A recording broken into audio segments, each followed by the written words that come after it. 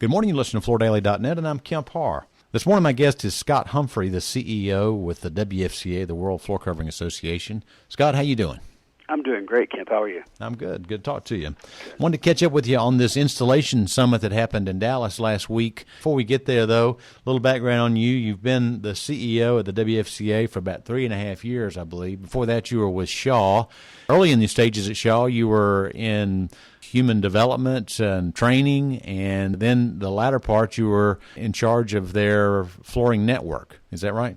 That's correct. Yeah, I actually started with Shaw Smith's 25 years there. So in WFCA news, when you took this role, they were headquartered out in Anaheim. You've just recently sold that property and moved the WFCA's headquarters to the Dalton area, right? That's correct. Yeah, you're the first to know that, Kemp. We've just closed on that the latter part of last week, and so it's a done deal, and we're moving all those operations back here. Well, it makes sense to have everything down here together, doesn't it? Yeah, and you want to be in the hub. I mean, yeah. Dalton used to be the hub of the carpet industry. It's not anymore. It's the hub of the entire flooring industry. Right. And, nobody's going to get on a plane and travel 4 hours to speak to me for an hour out in Anaheim, but we get a lot of carryover meetings where people are in to meet with the major players, and we can get an hour with them, so it works out really well for us. Yeah. All right, so this installation summit was in Dallas last week, and you got a lot of industry leaders down there. You had a panel.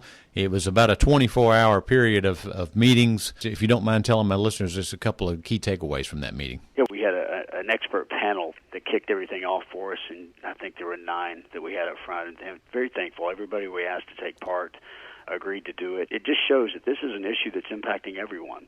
And what we began to see, and this is really an outpouring of the Floor Covering Leadership Council, is we began to note that there were a lot of people working on the installation crisis, but they were working independently, and we weren't making a whole lot of headway. And so we thought, if we can get everybody in one room at one time, and let's talk about what the issues really are, and let's see, is tile and stone being impacted the same way that soft surfaces? And if so, do they have the same solutions in mind that we do? And then how do we combine our efforts on those things? And so we really focused in on 3 key areas. We focused in on recruitment. How do we get new people? And a lot of great ideas, and rehashing of some others like the military and trade schools. And we talked to some people who are already actually having some success there, and how can we permeate that throughout the entire industry. The second area was training. So where people do have installers, they've hired people with little to no experience. They've kind of learned and been thrown out there to do it because they just needed a body to go out and install something. And then the third area was, how do you market the career? And we had some good discussion on this. Why would anyone want to be an installer? Mm-hmm. It was really interesting. We had a gentleman there from South Africa who had worked with CFI in the past, and they had gone down and done some training for him, and he came up and he was at the CFI convention as well. And he talked about, he said, our artisans, so they don't call them installers, Kemp. They call them artisans. They call them craftsmen. They call them technicians. Right. We call them installers. And there was a time that was a name that you were kind of proud of. But now installation, people don't want to go to a party and admit that that's what they do. Mm-hmm. But these are the people that put the product into the home or into the commercial environment, that it's going to be there for years and years. And it's a reflection on them, and it's a reflection on the person that sold the product.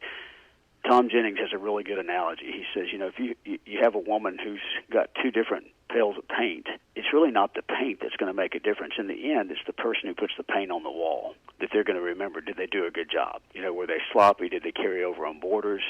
It's the craftsman that makes a difference. And so we talked about, how do we promote the career? We literally went around the room, Kemp, and said, okay, I want you guys just I'm gonna look at you, and you call out something positive about the career. You set your own hours. You're in a controlled environment. You're not up on a roof where it's 115 degrees in the sun. You can create your own destiny. You don't have all the student loan debt. Mm-hmm. And we talked about how many people are coming out of college today with all this extreme student loan debt, and then they can't find a job that matches their degree. We've done a terrible job in this country of promoting the trades. It's almost as if you don't go to college, you're a second-class citizen, and that was a lot of our discussion. All right, so what do we do about it? What are some of the solutions, do you think? Well, we broke up, the first day was really that general session where we kind of threw the questions out and had some discussion. And then we broke up into groups by product category. They came up with a list of solutions, a lot of them consistent across the board, combined effort, a more focused effort on trade schools. Some of them are already having great success with the military. The challenge with the military is because construction is the field with the lowest unemployment in the nation right now. Yeah. So everybody's going after the same people, and that's the challenge. So how do we use people that are here in the country, legal or illegal, and give them a route to citizenship? Is it possible that if they spent 5 years in the construction trade, that we might move them to the back of the line to become a legal citizen? And then you solve two problems. We talked about a lot of creative things, at-risk kids, which is a term that's really used for people that are at a borderline in their life, and they're trying to make a decision of which way that they go. Getting into the high schools, VOTEC, we talked about the fact, I don't know about you, Kemp, but when I was growing up in middle school, I went to shop. I had a shop class, and that's where we learned how to work with our hands and all these things. You don't have those anymore in schools. And so even the thought, one guy got up and passionately talked about this, and he said, the smell of the wood. He said that the smell of that wood is just something, I loved it. And he said, that class influenced my willingness. Brett Miller said the same thing with NWFA. Mm-hmm. He said that shop class had an impact on me to the degree that it's the reason I'm doing what I'm doing today. And so we talked about moving into the education system at an earlier stage and not waiting for them to make the decision of whether to go to a trade school or not. Yeah, in the state of Tennessee, they've got a new process now where they're incentivizing people who graduate from high school to go on and continue their higher ed, but this classically trained higher ed. It's not trade school oriented, so that in itself is in conflict with what we're trying to do, isn't it? Yeah, that's the way it's encouraged. When I took this position and left Shaw, I was very happy at Shaw, but one of the things that had always been in my mind was the people who had influenced my life and my career up to that point. And I was mindful of the fact that I would go to, right around here in the flooring industry, I would go to an outing and people would say, hey, what do you do?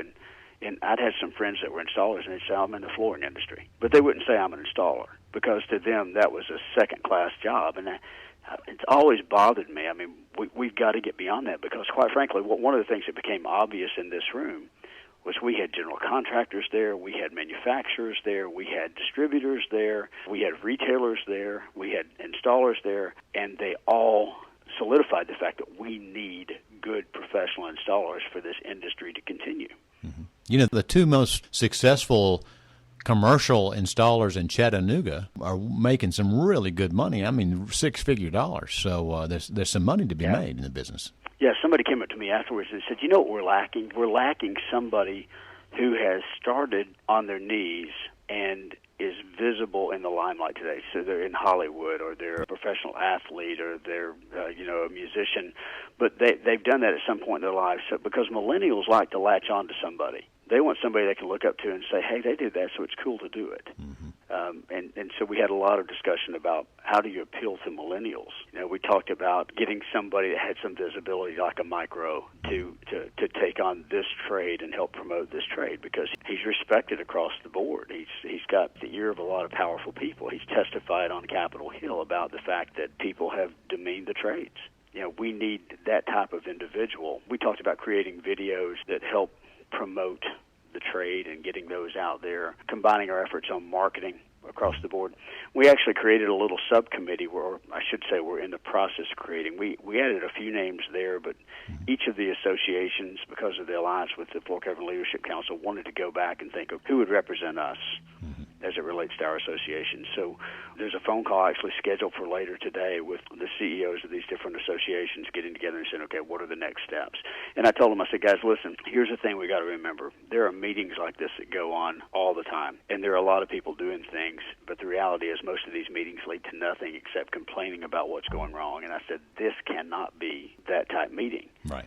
One of the things that Keith Campbell made a statement that we had a meeting like this in 1976. He said the biggest issue in the flooring industry in 1976 was installation. Yeah. The reason we're talking about it now is we didn't fix it then. And the reality is, in 5 years, if we're talking about it again, there'll be a whole lot fewer retailers, because if you combine the lack of installers with this crackdown by the government on independent contractors, you've got a perfect storm. All right, well, about to run out of time. It sounds like you had a great meeting, and it sounds like that the follow-up is going to be handled by the individual trade associations in each of the flooring categories, right? Yeah, the individual trade associations and this subcommittee that we put together that will actually kind of represent all of us. Okay, Scott. Well, thanks for giving us an update on this. Again, been talking to Scott Humphrey, the CEO of the WFCA, and you've been listening to Kemp Harr and FloorDaily.net.